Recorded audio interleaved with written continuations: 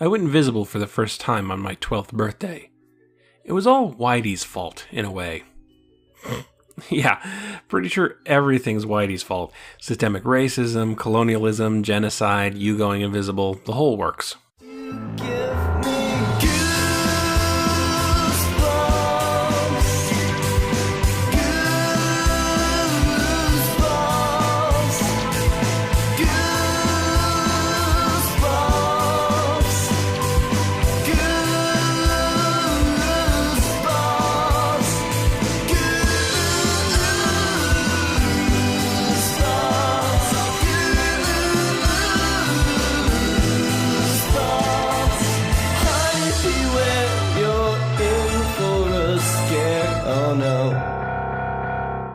Hey, it's October, the spookiest of all months, which means my Goosebumps reviews are in season for once. Oh, that rhymed, I didn't mean to. Though, if I'm being honest, this is probably the least Halloween-y Goosebumps book I've covered thus far. Well, it has some spooks, but you're sadly going to be disappointed if you're looking for some monsters.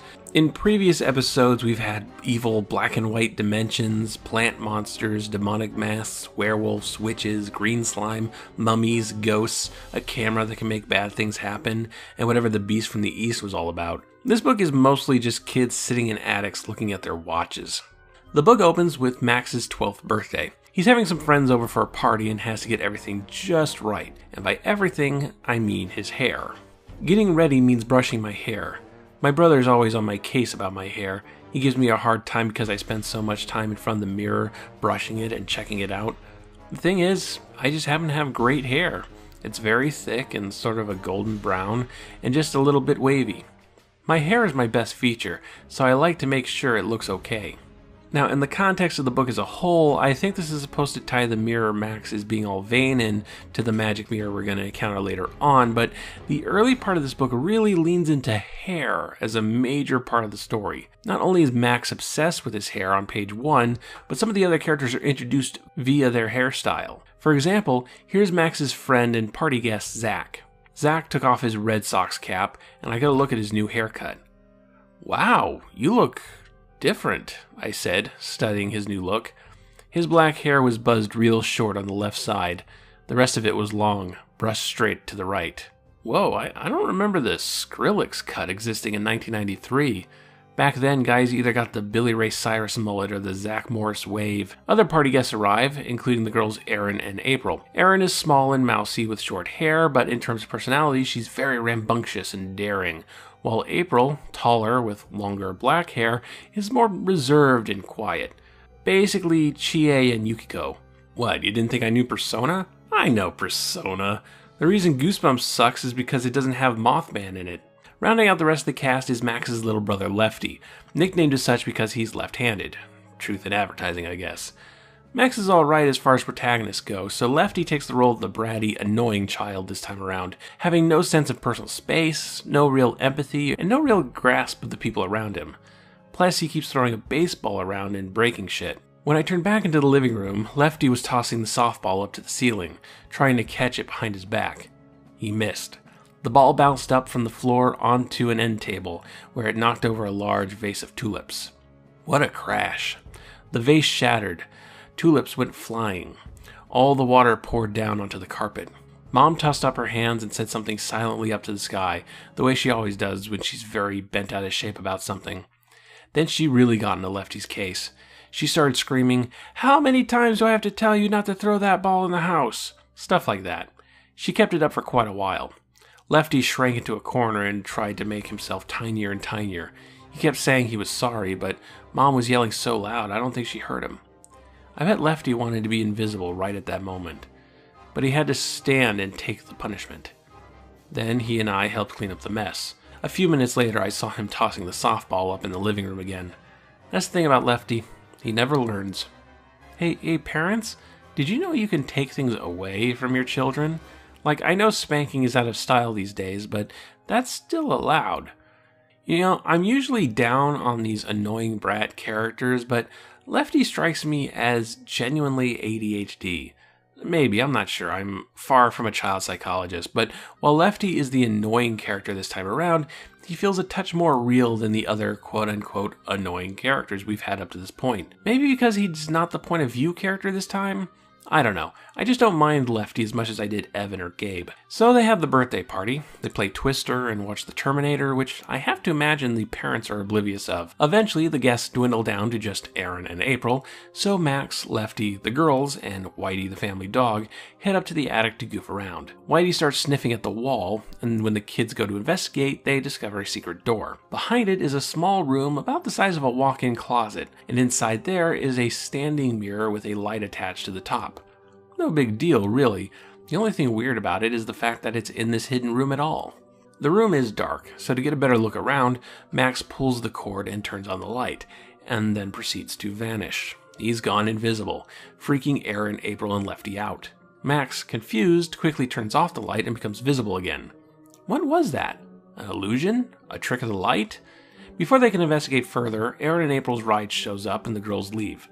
That night, after the parents have gone to sleep, Max returns to the attic, still confused and curious about what happened. Lefty isn't too far behind because bratty brother, and the two start playing around with the light, quickly discovering that, yes, turning on the light makes you invisible. What's more, the longer you stay invisible, the more lightheaded and fuzzy you feel. And the longer you stay invisible, the longer it takes to turn visible once you've turned that light off. A week later, Max gets Zach up into the attic to show off their new toy. At first, Zach is spooked by all of this, but once he gets to experience being invisible himself, he becomes addicted to it and all the possibilities invisibility brings. And they are exactly the same possibilities you see in every story about men becoming invisible. Awesome, Zach replied. He climbed unsteadily to his feet. Really, it was totally awesome. I want to get invisible again before school on Monday so I can spy in the girls' locker room. Have you even hit puberty, kid? Or are you just playing out the masculine roles taught to you by porkies? The girls from earlier show up, and Max, Zach, Aaron, April, and Lefty take turns going invisible, trying to beat each other's records at being invisible the longest. And they keep doing that. Forever. Seriously, the middle of this book drags. We go through the same cycle of characters go invisible, they look at their watches and track the time, the invisible person starts to feel weird, then they try to go visible again, sometimes there's a complication, but they end up coming back and act like the unpleasant feeling didn't happen. Max plays some lip service to maybe them stopping, but these kids are so obsessed with breaking each other's records that they ignore the physical harm this is clearly doing to them. That's fine, but it's slow and doesn't feel like it amounts to much. Nobody's really getting anything done. This is further aggravated by the fact that the kids think it's the mirror that's causing this when it's clearly the light bulb. It's the light being turned on and off that triggers the invisibility effect. The actual reflective mirror part of this thing doesn't appear to be doing anything, and yet all they talk about is the mirror part. And with them watching the time, they don't really get up to any fun invisibility shenanigans. Zach suggests spying in a girl's locker room. Aaron suggests using these powers to win a science fair, but nobody leaves the house. Ever. When Max's friends go home, we just start the next chapter a few days later when there's another session of invisibility marathoning. You could perform this book on stage if you wanted to. There are two exceptions that get the kids out of the attic, but they both feel like they're filling out time. First, Max's grandparents come over for dinner. As far as grandparents go, they're a 6 out of 10. Kind of boring and always nagging at each other for some trivial reason. "Your soup must be ice cold by now," Grammy said, clicking her tongue. "Nothing I hate more than cold soup. I mean, what's the point of having soup if it isn't steaming hot?" "It tastes okay," I said, taking a spoonful. "We had a delicious cold soup last summer," Poppy said. He loved to contradict Grammy and start arguments with her. "The strawberry soup, remember? You wouldn't want that hot, would you?" "It wasn't strawberry," Grammy told him, frowning. "It wasn't even soup. It was some kind of fancy yogurt." "No, it wasn't," Poppy insisted. "It was definitely cold soup." "You're wrong, as usual," Grammy snapped. "Happy Halloween." Seriously, you two, you better have some of those strawberry candies old people always seem to have, or I'm gonna have to flunk you out of grandparents' school. Well, it turns out Lefty went invisible and is messing around in the dining room while everyone's eating. He doesn't really do anything, like knock soup in a Poppy's lap or whatever. He just lifts a glass off the table and is like, "Ooh, there's a glass floating around," which nobody but Max even notices. Max ends up making a bigger mess trying to stop Lefty than anything Lefty does. Max scolds Lefty about this, but as we saw earlier, Lefty just doesn't seem to have an off button. Later in the book, Zach goes invisible, and we actually get to go outside. Just to the backyard, but it's something. He slips into the neighbor's yard and makes some tomatoes float in front of some poor guy, causing him slight confusion. I mean, it's better than being a metaphor for the conservative boogeyman concept of transgender people in public restrooms, but the height of invisibility shenanigans in this book is a kid juggling fruit. Max continues to be uncomfortable with all of this, even more so when, one sleepless night, he goes up to the attic, only to hear faint whispering calling his name, "Max, Max." It's really the first moment of spookiness in this Goosebumps book. However, Max can never seem to put his foot down, and his so-called friends ignore his warnings. "Hey kid, did you know you can take things away from your friends? Like, I know spanking is out of style these days, but that's still allowed. Unscrew the light bulb and lock it away until they realize who's boss." One day, Max wakes up to find an invisible Lefty messing around in his closet. Mid-conversation, Lefty disappears. On top of not being able to see him, Max can't hear or feel him. Lefty is gone for a good chunk of time before coming back. And when he does come back, something's off about him, but Max can't place it. Max actually managed to cancel another session of "let's look at our watches while one of us gets invisible and doesn't do anything," but Lefty calls the rest of the gang and uncancels it for some reason. Max is surprised when his friends show up, but it doesn't stop them from playing around in the attic some more. Zach goes invisible, and then Aaron. Each time they stay invisible longer than they ever had before, and when they come back, there's something wrong with them. Again, Max can't quite place it. Zach and Aaron start to pressure Max into giving it a go, so Max caves to peer pressure and goes invisible.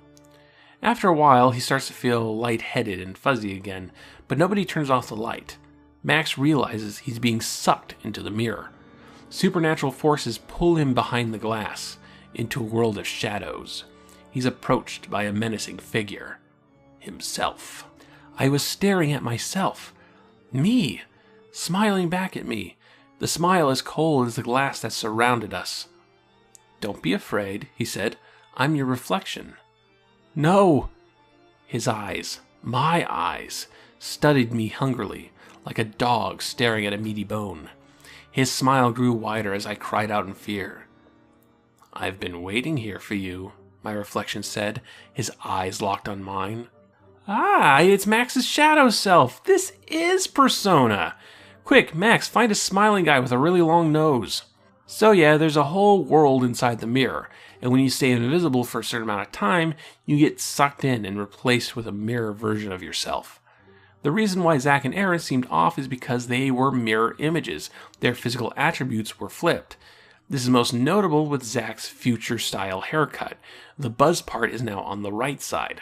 The mirror people clearly want to take our place, but beyond that, their motivation and true nature are unknown. Max struggles to keep his mirror version at bay, fighting to get out of the mirror world. Finally, Mirror Zach turns off the light, and Max, the real Max, returns to the real world. Mirror Zach and Mirror Aaron realize that this isn't their mirror comrade and hold Max down to turn him invisible again, when suddenly... But the door suddenly swung open. I saw Lefty stop at the doorway. He peered in, saw my reflection. He must have thought that reflection was me. "Think fast," he shouted, and tossed a softball. The ball smashed into the mirror. I saw the startled look on Lefty's face, and then I heard a crash and saw the mirror crack and shatter. My reflection didn't have time to react.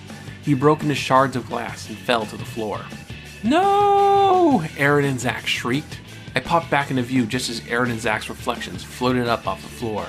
They were sucked into the broken mirror, screaming all the way. Sucked into it as if a powerful vacuum cleaner was pulling them in.